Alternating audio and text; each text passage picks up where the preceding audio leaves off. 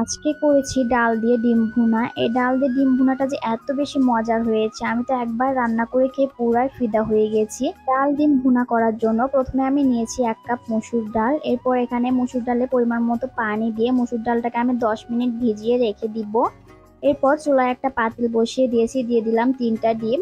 এরপর পরিমাণ মতো পানি দিয়ে ডিমটাকে আমি সিদ্ধ করে নিব। ডিমটাকে আমি সিদ্ধ করে এবং পানি দিয়ে ঠান্ডা করে নিয়েছি। এখন ডিমের খোসাটাকে ছাড়িয়ে নিব।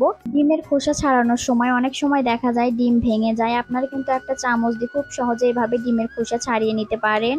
আমি ডিমের খোসাগুলো ছাড়িয়ে নিয়েছি। এরপর ডিমগুলোকে আমি একটু কেটে নিয়েছি।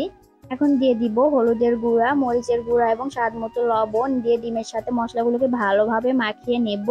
এরপর চুলায় একটা কড়াই বসিয়ে দিয়েছি। কড়াই দিয়ে দিলাম পরিমাণ মতো সয়াবিন তেল।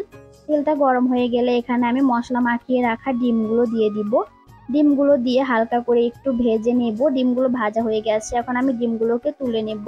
এরপর কড়াইয়ে থাকা তেলের ভিতরে দিয়ে দিব পেঁয়াজ কুচি। পেঁয়াজ কুচিটাকে হালকা করে একটু ভেজে নিব। এরপর দিয়েছি 3 টুকরা দারচিনি এবং 2টো সাদা এলাচ। এরপর দারচিনি এলাচটাকে ভেজে নিয়ে এরপর দিয়েছি কয়েকটা কাঁচামরিচ ফালি। কাঁচামরিচটা একটু ভেজে নিয়ে এরপর দিয়েছি পেঁয়াজ বাটা। পেঁয়াজ বাটাটা তেলের সাথে ভালোভাবে ভেজে নিয়ে এরপর দিয়েছি আদা রসুন বাটা, জিরা বাটা, হলুদের গুঁড়া, মরিচের গুঁড়া, ধনিয়া গুঁড়া এবং লবণ সবগুলো মশলা তেলের সাথে ভেজে নিয়ে এরপর দিয়ে দিলাম একটা টমেটো। টমেটোটাকে আমি কেটে দিয়ে দিয়েছি। এরপর মশলার সাথে টমেটোটাকেও ভালোভাবে কষিয়ে নিয়েছি। এরপর দিয়ে দিলাম ভিজিয়ে রাখা মসুর ডাল। মসুর ডালটা দিয়ে এখন মশলার সাথে ভালোভাবে নেড়েচেড়ে মিশিয়ে ঢেকে দিয়ে কষিয়ে নেব।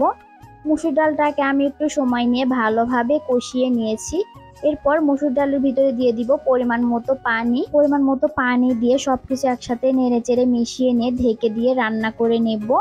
এরপর ডালটা যখন ভালোভাবে সিদ্ধ হয়ে যাবে এই পর্যায়ে আমি দিয়ে দিব ভেজে রাখা ডিমগুলো দিয়ে আবারও নেড়েচেড়ে ভালোভাবে মিশিয়ে নিব। নিয়ে ঢেকে দিয়ে আবারও কিছু সময় রান্না করে নিব। পর ডালটাকে আমি চুলা থেকে নামিয়ে নিয়েছি। এখন চুলায় আর একটা কড়াই বসিয়ে দিয়ে দিলাম পরিমাণ মতো সয়াবিন তেল।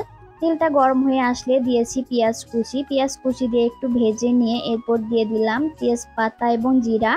2টো তেজপাতা দিয়েছি এবং আস্ত জিরা দিয়ে ভেজে নিয়েছি। পেঁয়াজটা এরকম হালকা বাদামি করে ভেজে রান্না করে রাখা ডাল এবং ডিম দিয়ে দিলাম। এখন সবকিছু একসাথে ভালোভাবে মিশিয়ে নিয়ে নামিয়ে নিলেই কিন্তু এই ডাল ডিমের রেসিপিটা একদম তৈরি হয়ে গেল। আজকের এই ডাল ডিমের রেসিপিটা আপনাদের কাছে কেমন লেগেছে কমেন্ট করে জানাবেন। আমার ডাল ডিম রান্নাটা কমপ্লিট হয়ে গেছে। দেখুন কত সুন্দর একটা কালার হয়েছে, আর খেতে তো অনেক বেশি মজা হয়েছিল। কে কে এভাবে ডাল ডিম রান্না করে খেয়েছেন কমেন্ট করে জানাবেন। আর আমার আজকের ভিডিওটি আপনাদের কাছে কেমন লেগেছে, যদি ভালো লেগে থাকে তাহলে ভিডিওটি অবশ্যই শেয়ার করে অন্যকে দেখার সুযোগ করে দিবেন। আজকের মতো এখানেই বিদায় নিচ্ছি। ভালো থাকবেন সবাই, আল্লাহ হাফেজ।